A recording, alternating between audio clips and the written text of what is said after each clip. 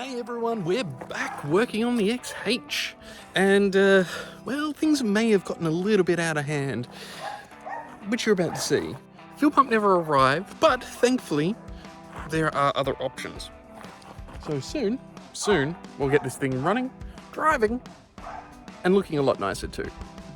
So you might think having one old Falcon is enough, right? Well, in my world, 2 spare parts cars for your project is just common sense.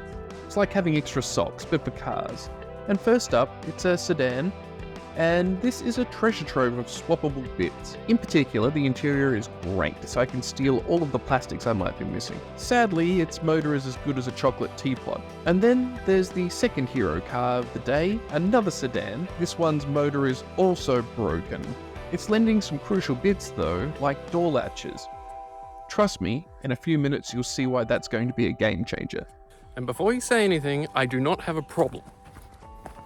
This is completely normal. Sometimes you need a parts car for your parts car for your parts car. This is just how it works. Now we get to pull the inside of the tray out. Again, to get to the fuel pump. This is thankfully a really easy job on one of these things. All you need to do is pull out 4 bolts. 1, 2, 3, 4. And then from there you get access to the top of the fuel tank.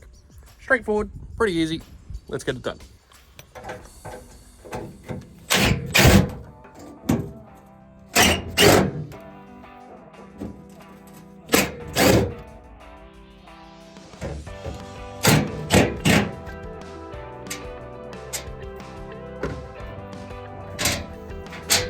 Bolts out. Now to remove this heavy thing. Come on. Sucker. Come here. I'll have to put you guys down for a second. Some jobs are definitely two-handers, if you know what I mean, but here it is, it just slides clean out. Revealing, as we saw last time, the fuel tank and fuel pump. Pretty easy to get out. There are 6 bolts, screws, running around the outside edge here. Just need to pop those off and the entire thing comes out, more or less. All we'll need to do is disconnect it.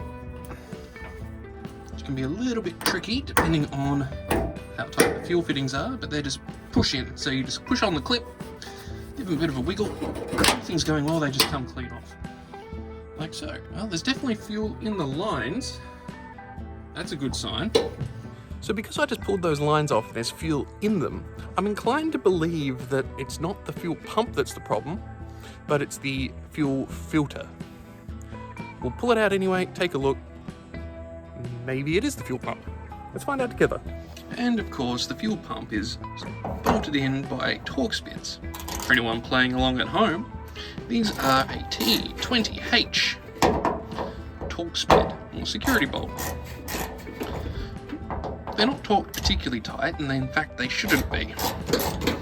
As much like wheels, they're supposed to be evenly torqued all the way around the outside edge, keeping everything nice and sealed. And here is the fuel pump. And you can kind of see that it is slightly damaged. There's quite a bit of rust and corrosion. And whilst it looks exactly the same, this is the second fuel pump that I have. I'm going to give it a go. This one is confirmed to be working, so maybe this will solve the problem. Forgot to feel myself putting it back in, but as the Haynes manual says, installation is the reverse of removal. So, watch the video in reverse, I guess. A quick turn of the key produces the most glorious sound. Fuel pump is in. Key is in. Battery is in. I'd be lying if I said I'm not a little bit nervous. She lives! She lives, which is fantastic, except for one small thing. The driver's door latch does not, well, latch. So I need to go and pull one off one of the parts cars and then attach that back in. I've taken a quick look at it and I am not looking forward to this at all. So I think this is the cause of the problem. Hopefully, it's easy. It's not going to be easy. Why don't you f***ing fit? And that's how you do it. Just like that. There's the old one. There's the new one. And in all honesty, if you wanted to do this yourself, I would recommend getting a Haynes manual, because that sucked. That sucked, really sucked. Door locks suck. Hate it. So with that done, now I can bring it around to the front of the house safely so I can work on the bodywork and panels.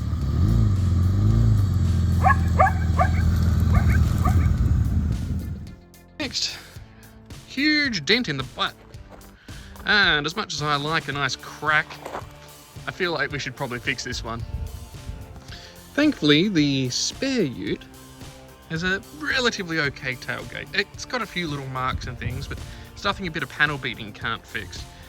Technically, you could repair the other one, but it would be an absolute mission. You may as well use the best one you've got.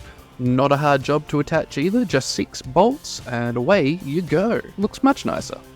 With the bonnet popped like this, you can kind of see how sun-worn and damaged it is. The clear coat's almost all burned through.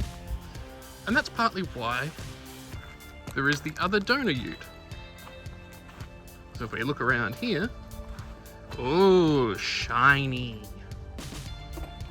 So we're just going to swap that from there to there and there to there.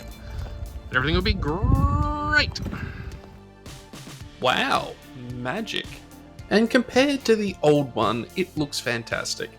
It is worth saying that the two cars are different colours. This isn't going to be a problem necessarily for as long as you might think, because thankfully I have access to a spray bay. Very soon it will be all one uniform colour, but at least the dents are gone, the tailgate is fixed, the door actually latches and closes, all the wheels match one another, the exhaust is about to be replaced, it drives, it runs, it doesn't get too hot. All in all, a huge amount of progress is being completed today. It's looking so much better. I would like to replace the door and take a bit more of the dent out of the side just with standard panel beating, but it is what it is. We are getting there. When this one is finally done, out the door and driving down the road on full registration, I can perhaps move on to another project. A secret project. A project that is slowly being overgrown by bushes. A project that's been sitting for at least the last 5 to 8 years. Hopefully we'll talk about that next time. I hope to see you then.